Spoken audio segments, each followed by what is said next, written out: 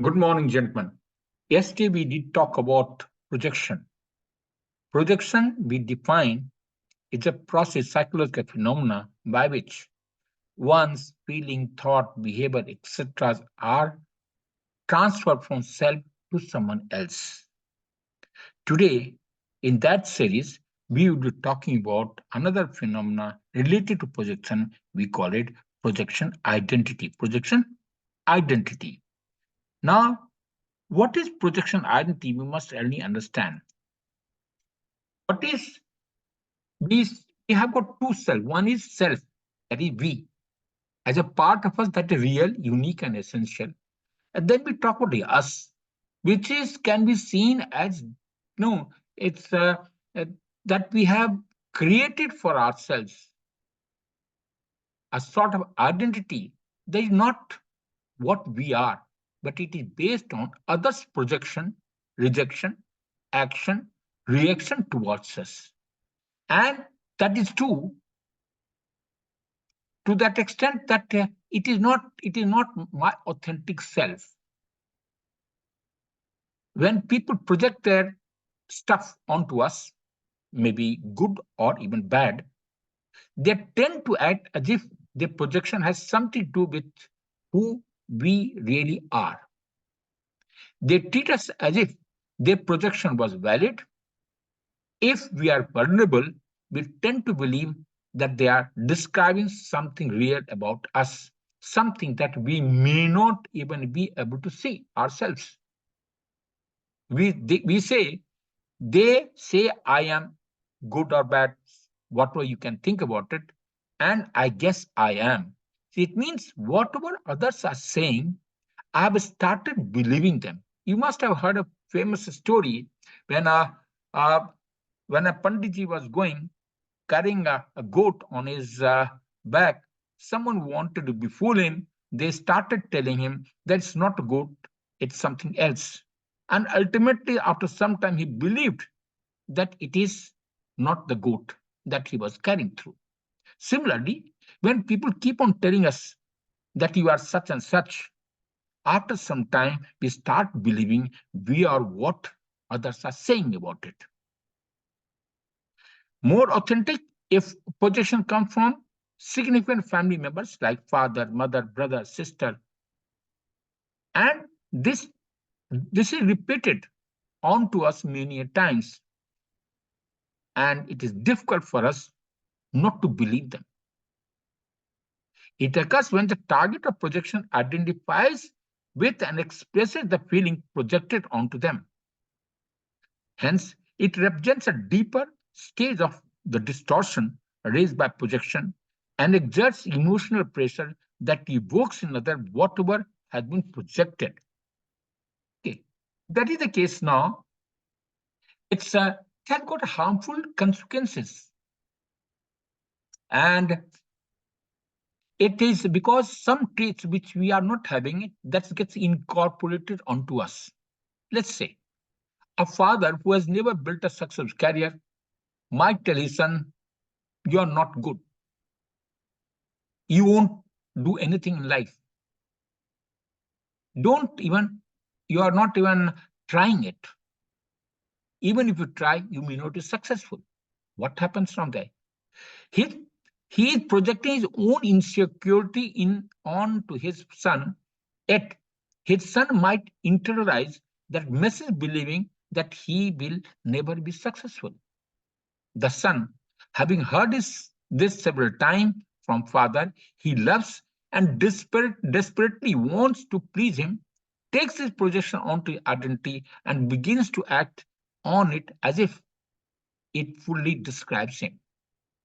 A father could just easily need to see the son as the golden boy he never got to be, which is what he wanted to be. But if the son could somehow see that this really has nothing to do about him, but it is rather all about his father who is projecting his own unsuccessful career onto his son. Then what happens? Then he can come out from this uh, negative attitude which he is likely to accept it. But what happens? As a children, we rarely tend to disbelieve our parents. It is not uncommon at all for parents to project their own unresolved issues onto the children without even knowing it, because projections are largely unconscious impulses. But as we become adults, it is possible to look back over our childhoods and begin to see how we took those projections which were not right. And then probably we can come out of the identity that we have created, a false identity that we created for ourselves. So here is a challenge. Look back at your identity as a child and the identity you have now, and make a list of all of the projections that you have incorporated on your own identity. Okay, that is the case now. A man, there can be other system or other example as well. A man in rage projects his anger onto his wife, whom he now sees as the angry one. He insists it is her hostility that stimulates his rage, and almost immediately his wife becomes angry. A man could displace his own feeling of frustration towards a distant parent onto a romantic partner, who then withdraws emotionally after an argument. A person identified with no calling names. You must have heard in your school days or even later on that we give different names to different people depending upon the attitude. What happens?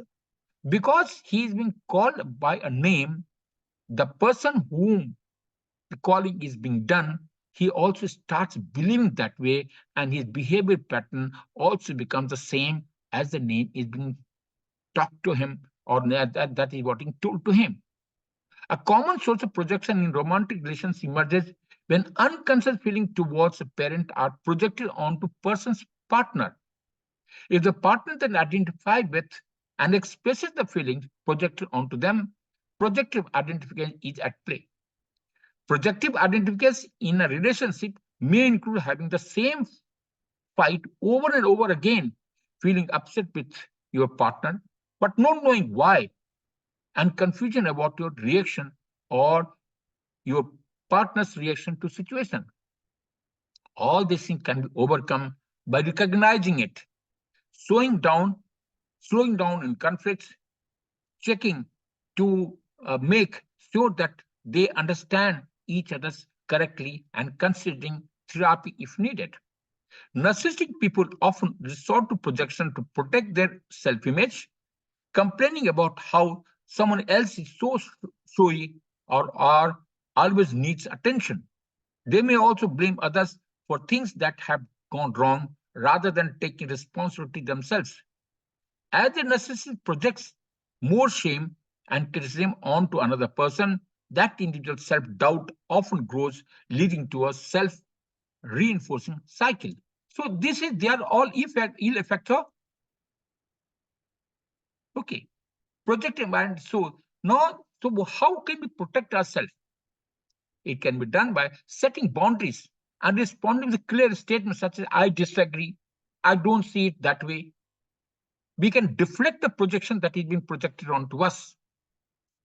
Okay, contrary to widespread popular opinion, projection identification is not simply a defense used by people with disorder of development and personality. It operates in everyday life in numerous subtle ways, many of which are not pathological. For example, when what is projected and identified with involves loving, joyful effects, a group can experience a rush of good feeling. People in love can sometimes read one another's mind in ways that cannot be accounted for logically. Or so what this phenomenon is called intersubjective. No, there's a phenomenon what you call mirror neurons. So you must have just like monkey always has tendency to copy you. So if you are happy, if that is a good projection, and I'm also happy looking at you, well, that's a fairly good projection. That's what it should be. This all started, this phenomenon of identification started with Klein's writing, and he or she believed that mature projection can help us to become better. Even when you look at the thematic personal test, a hero that is generated by a writer, if he projects good qualities, it's a direct reflection of his own qualities. So that's again a projection, that's a positive and mature projection. On the contrary, as we had talked last time, if you have got some problem, complex is what Murray talks about it, then that complexion would always be projected onto the hero himself. Okay, so it is basically the theory of mind, which denotes the capacity to see others as having independent subjectivities, and psychoanalytic theories refers to as mentalization. Mentalization. So this is what we have to talk about subjective identification. We would also be talking later on various other topic on projection itself. Thank you, gentlemen. It has nice interacting. All these series and video would help you to become a better person, to understand the environment, and go about the way you should ideally be going across. Thank you. We'll meet again. Thank you.